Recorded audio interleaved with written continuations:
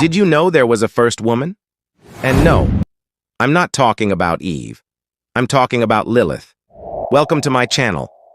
And today we are answering the question, who was Lilith and why was she erased from the Bible? According to ancient Jewish mythology, Lilith was Adam's first wife. Now hold up.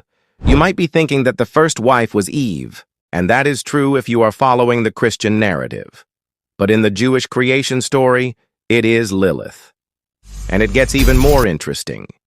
In the Jewish creation account, Lilith was created at the same time as Adam, and from the same dust, unlike Eve, who was created later from Adam's rib. So how exactly did this first woman get erased?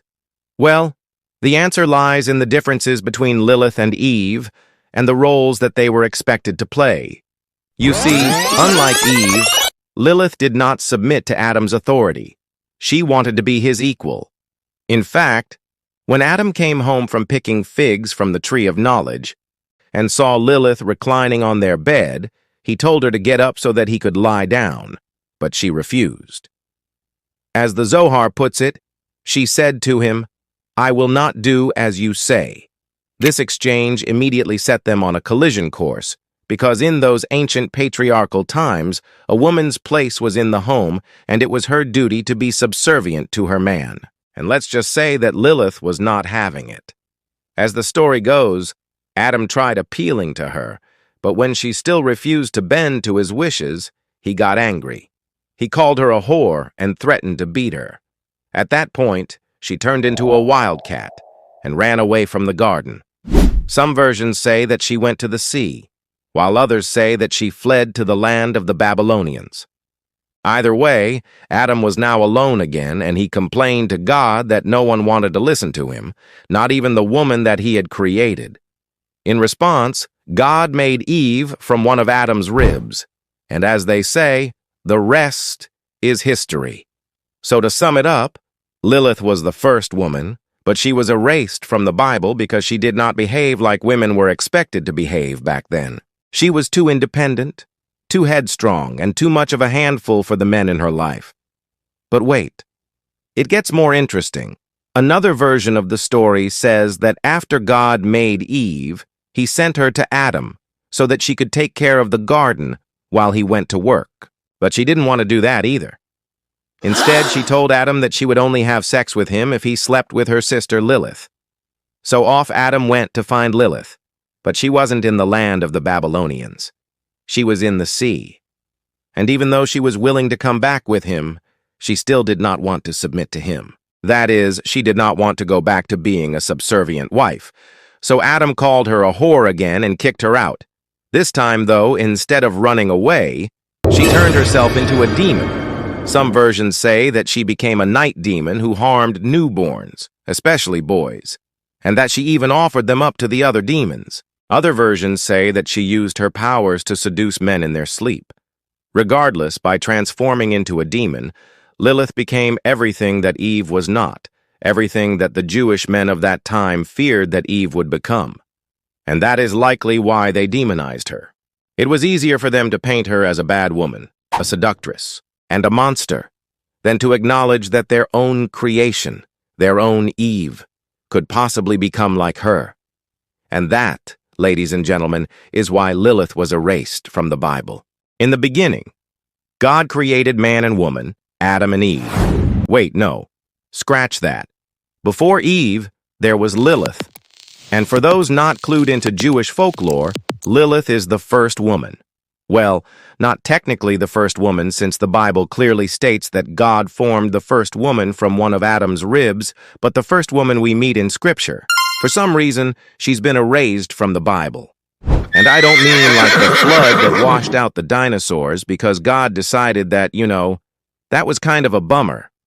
I mean, she's been removed from all but the apocryphal books, which are considered non-canonical by most Christian denominations.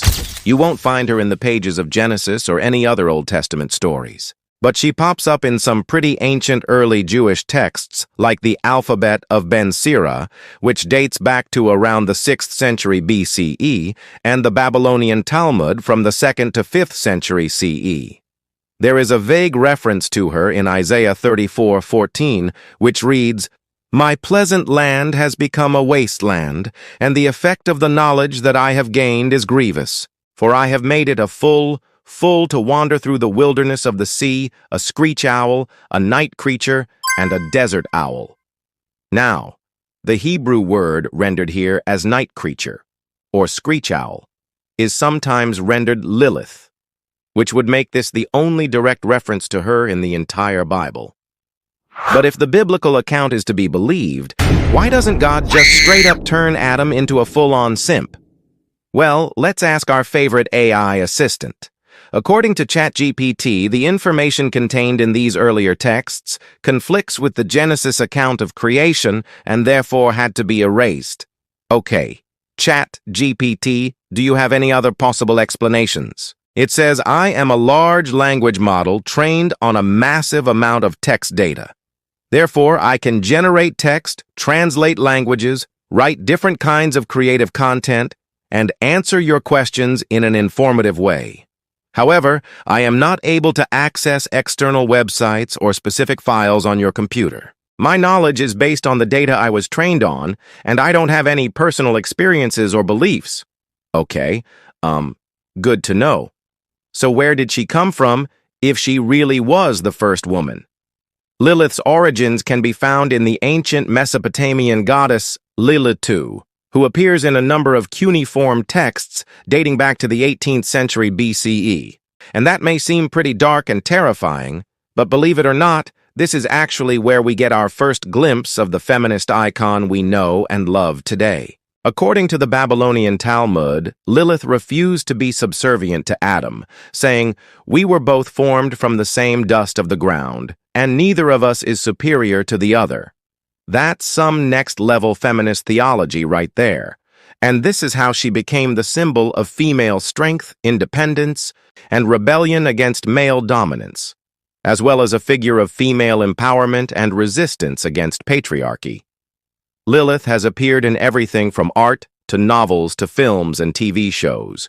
You may have even seen her in the 2009 film Lilith, starring Samuel L. Jackson and The Rock. Okay, now I need to watch that. It's on my list. But Lilith isn't just a feminist icon. She's also a major player in Kabbalah, which is the mystical aspect of Judaism. In Jewish mysticism, Lilith takes on a more sinister role as a dark feminine force that represents sexuality, temptation, and primordial chaos. The Zohar, a foundational text in Kabbalah, describes Lilith as the partner of the evil god Samael, who seduces angels and humans alike. So think of her like Satan's girlfriend. And yet, despite her demonic reputation in Jewish folklore, she retains her image as a strong-willed, independent woman who refuses to be dominated by man. This duality has made her a fascinating figure to explore in literature, art, and film. She is simultaneously a symbol of female empowerment and a representation of the dangers of female sexuality. So whether you know her as the screech owl of Isaiah, the demonic seductress of the Kabbalah, or the feminist icon of modern times, Lilith's story is a reminder of the power of female strength and independence. And I guess that's why they called her the first woman. And thank you for watching.